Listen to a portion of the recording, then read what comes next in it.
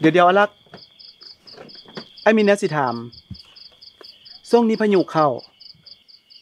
อาย่านทางมันสิขาดถ้าเฮาส่งเครื่องบ่ทันนี่มันสิมีปัญหาหยังบ่อืมมันก็คือจะมีปัญหานั่นล่ะเฮาเลยเซ็นสัญญาณนำเขาไว้แล้วถ้าหอบนี้ส่งให้เขาบ่ทัน